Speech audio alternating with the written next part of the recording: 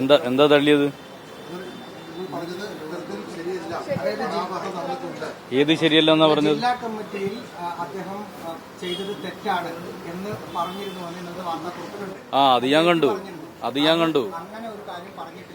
അദ്ദേഹം ആ പറഞ്ഞതിന്റെ കൂട്ടത്തിൽ തന്നെ പറഞ്ഞല്ലോ, തെളിവ് ഹാജരാക്കാൻ വേണ്ടി തനിക്ക് കഴിഞ്ഞില്ല, അതുകൊണ്ട് കമ്മീഷന്റെ നിഗമനങ്ങളെ അംഗീകരിക്കുന്നു പറഞ്ഞല്ലോ. എന്താ കമ്മീഷന്റെ നിഗമനങ്ങൾ? കമ്മീഷന്റെ ഏറ്റവും പ്രധാനപ്പെട്ട നിഗമനം തെറ്റായ കാര്യം, അയഥാർത്ഥമായ കാര്യം പാർട്ടി കമ്മിറ്റിയിൽ ഉന്നയിക്കുക മാത്രമല്ല, പാർട്ടി കമ്മിറ്റിയിൽ എന്ത് കാര്യങ്ങളും സാധാരണ നിലയിൽ ഉന്നയിക്കുന്നതിന് തടസ്സമൊന്നുമില്ല. പക്ഷേ ഉന്നയിക്കുക മാത്രമല്ല, ഉന്നയിച്ച കാര്യം പിന്നീട് വാർത്തയായി പുറത്തു വരിക. ഇതാണല്ലോ കമ്മീഷൻ റിപ്പോർട്ടിൽ പറഞ്ഞത്. അപ്പോൾ അക്കാര്യം അംഗീകരിച്ചു എന്ന് പറഞ്ഞാൽ അദ്ദേഹം ചെയ്ത തെറ്റ് അംഗീകരിക്കലല്ലേ? പിന്നെ അതിനേക്കാൾ അപ്പുറം വേറെന്താ വേണ്ടത്? അപ്പോൾ കൃത്യമായിട്ട് കമ്മീഷൻ കണ്ടെത്തിയ കാര്യം അദ്ദേഹം അംഗീകരിച്ചിട്ടുണ്ട്. അദ്ദേഹം തന്നെ പറഞ്ഞല്ലോ, ഉന്നയിച്ച ആക്ഷേപം സംബന്ധിച്ച് എന്തെങ്കിലും തെളിവ് ഹാജരാക്കാൻ തനിക്ക് കഴിഞ്ഞില്ല എന്ന് പറഞ്ഞല്ലോ.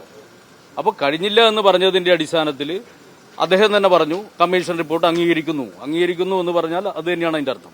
അദ്ദേഹം പറഞ്ഞതിൽ തന്നെ അതുണ്ട്.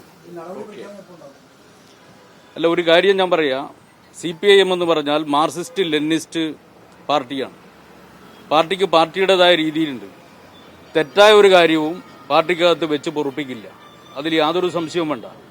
മാർക്സിസ്റ്റ് ലെനിനിസ്റ്റ് സംഘടനാ രീതി അനുസരിച്ച് ആവശ്യമായിട്ടുള്ള നിലപാടുകൾ പാർട്ടിയുടെ ബന്ധപ്പെട്ട കമ്മിറ്റികൾ ചർച്ച ചെയ്ത് തീരുമാനിക്കും.